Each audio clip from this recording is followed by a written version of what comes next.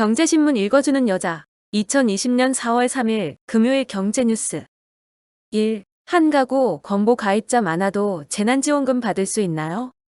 지급 대상 기준서는 가구 내에 직장 가입자와 피부양자만 있느냐, 지역 가입자만 있느냐, 모두 있느냐에 따라 달라집니다. 예를 들어 4인 가구의 경우 직장 가입자 가구는 건보료 본인 부담금이 23만 7,652원, 지역 가입자 가구는 25만 5,909원, 혼합 가구는 24만 2,715원 이하면 재난지원금 100만원을 받을 수 있습니다. 건보료를 내는 가입자가 다수면 모두 합산해 평가합니다. 2. 긴급재난지원금 지급 기준 3월 건강보험료 납부액 가장 최근에 소득을 반영하고 있는 건강보험료를 기준으로 3월 29일자 주민등록상 등록된 피부양자의 숫자에 따라서 1인 가구의 경우는 40만원, 2인 가구는 60만원, 3인 가구의 경우는 80만원, 4인 이상 5인이어도 100만원까지 지급을 합니다. 3. 코스피 등락 끝 강보합 마감 외국인 팔자 지속 코스피가 3일 등락 끝에 소폭의 상승세로 마감했습니다. 이날 코스피는 전 거래일보다 0.03% 오른 1725.44에 거래를 마쳤습니다.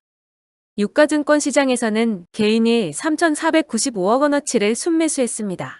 외국인과 기관은 각각 2,913억 원, 827억 원을 순매도했습니다. 이로써 외국인은 지난달 5일부터 22거래일째 유가증권 시장에서 팔자 행진을 이어가며 13조 1,059억 원을 순매도했습니다. 4. 금융위 대기업도 지원한다. 단 자구 노력이 먼저.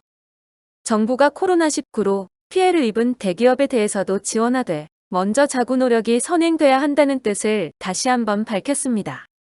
정부가 지원하기 전에 기업들 스스로 시장에서 자금을 조달하려는 노력이 필요하다는 입장입니다.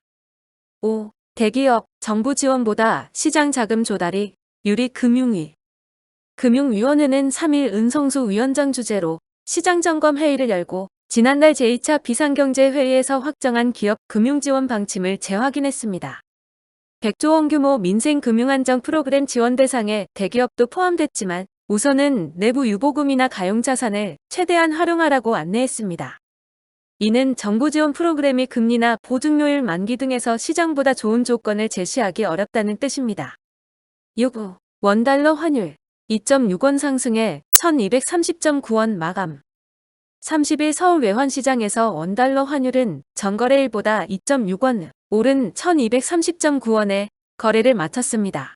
이날 원달러 환율은 0.3원 내린 1228원에 출발해 등락을 거듭했습니다. 원달러 환율은 지난달 27일 1210.6원과 비교해 일주일 새 20.3원 올랐습니다. 7. 전액 손실 라임 무역금융펀드 실사도 안 끝나. 3일 회계법인은 3일 라임 무역금융펀드 중간 실사 결과를 라임과 각 판매사 담당자들에게 설명했습니다. 3일은 지난 2월 라임 테티스 2호와 플루토 FID-A로 실사를 마무리한 뒤 무역금융펀드 실사에 전념했지만 최종 실사 결과는 내놓지 못했습니다. 라임 무역금융펀드는 해외 무역금융펀드 5개에 투자했는데 2개 펀드를 운용하는 미국 IIG의 다단계 금융 사기에 휘말리면서 호순이인 개인 투자자들은 전액 손실이 우려되고 있습니다. 8. 서울 재건축 7년 만에 최대 낙폭 3일 부동산 114에 따르면 이번 주 서울 재건축 아파트 매매 가격은 지난주에 비해 0.31% 하락했습니다. 주간 변동률 기준으로 2013년 6월 이후 최대 낙폭입니다. 코로나19 등으로 경기 침체 가능성이 높아지는 가운데 정부 규제가 집중된 재건축 시장이 먼저 타격을 받았습니다. 강남구 대치동 음마아파트와 개포동 개포주 국6단지가 주택형별로 각각 1,500만에서 8,500만원 떨어졌습니다. 송파구 잠실동 아시아선수촌 주공 5단지 등은 2,000만에서 7,500만원 내렸습니다. 9. 초콜릿폰 영광 재현 LG폰 5월 15일 베일 벗는다. LG전자 스마트폰 야심작이 오는 5월 15일 베일을 벗습니다. LG전자는 다음 달 15일 쥐를 버린 5G 매스 프리미엄 스마트폰을 새롭게 출시합니다. LG폰 최고의 히트작 초콜릿폰의 영광을 재현할 이른바 5G 초콜릿 스마트폰입니다. LG전자는 이 제품에 새 브랜드를 도입합니다. 새로운 펜네임은 아직 공개되지 않았습니다. 새로운 칩에 세련된 디자인을 가미시킨 가칭 5G 초콜릿 스마트폰은 통신 사업자들로부터도 상당한 호평을 받은 것으로 전해졌습니다. 새로운 펜네임도 강점인 디자인을 강조하는 방향이 될 것으로 전해졌습니다. 10. 마켓컬리 지난해 매출 4,289억 원, 2.7배 증가. 마켓컬리의 지난해 매출이 4,289억 원을 기록해 전년보다 2.7배 성장했습니다. 반면 순손실도 975억 원으로 전년보다 2.7배 증가했습니다. 마켓컬리는 이와 관련해 신규 고객과 물류 역량 확보를 위한 선제 투자로 손실이 늘어난 것이라고 설명했습니다. 11. 코로나 집콕 여파. 온라인 농축수산물 쇼핑 104% 급증. 통계청이 오늘 발표한 2월 온라인 쇼핑 동향을 보면 지난달 온라인 쇼핑 거래액은 11조 9,618억 원으로 전년동 월 대비 24.5% 증가한 모습을 보였습니다. 상품군별로 보면 농축수산물 103.7%, 음식서비스 82.2%, 음식료품 71.0%, 생활용품 52.8%, 가전전자통신기기 38.6% 등에서 크게 증가한 반면 문화 및 레저 서비스 60.0%, 여행 및 교통서비스 46.2% 등에서 큰 폭으로 감소했습니다. 이는 코로나19와 소비 행태 변화로 신선식품, 간편조리식, 배달음식 등 거래 증가 영향과 가정 내 생활 증가로 세정제, 휴지, 세제 등 생활용품 거래가 증가한 영향으로 풀이됩니다. 12. 삼성전자, 메이드 인 베트남 매출 60조 원 넘었다.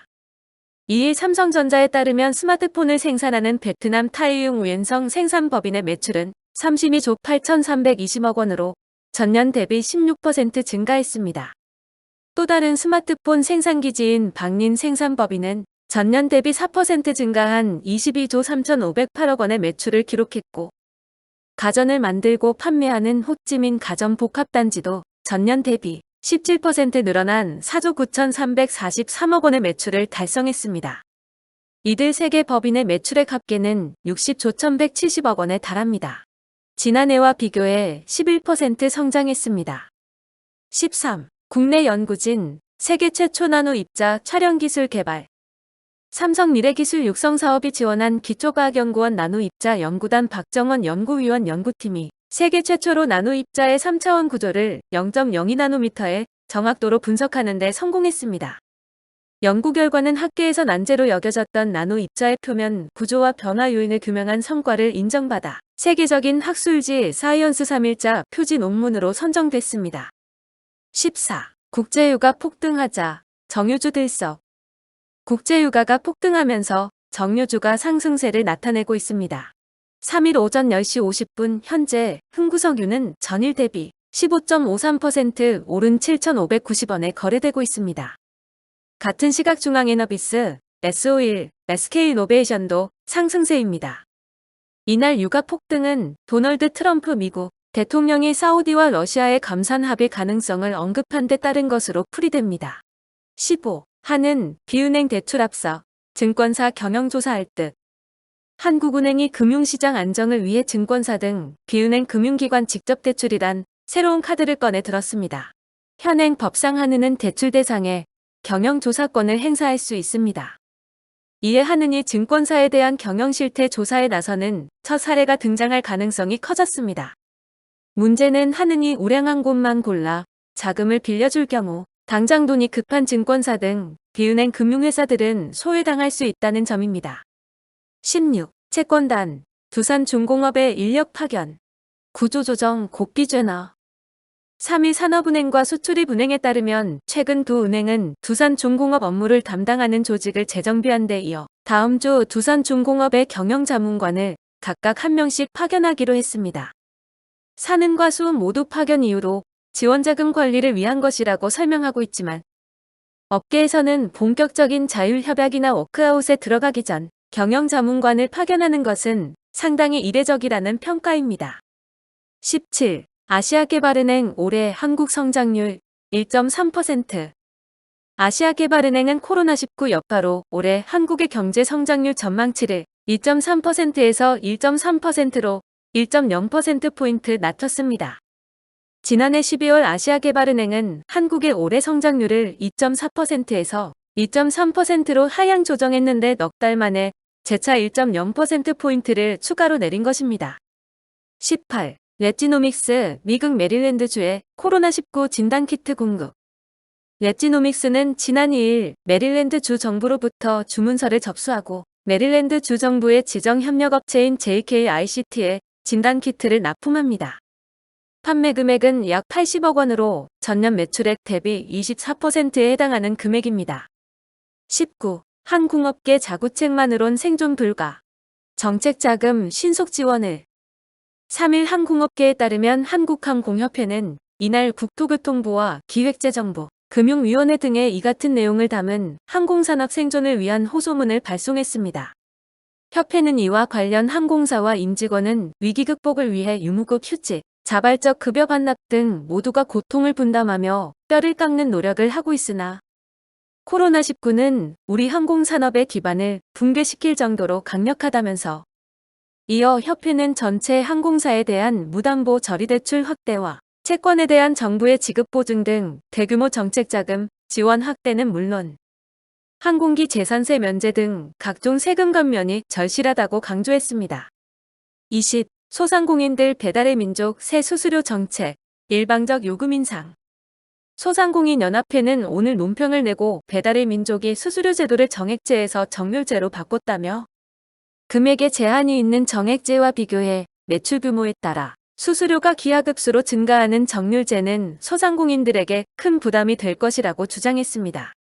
앞서 배달의 민족은 기존 88,000원의 월 정액 광고 대신 일일 주문 성사 시 5.8%의 수수료를 부과하는 오픈 서비스 요금 체계를 새로 도입한다고 발표했습니다. 2020년 4월 3일 금요일 경제뉴스 끝. 구독과 좋아요 그리고 공유 부탁드립니다.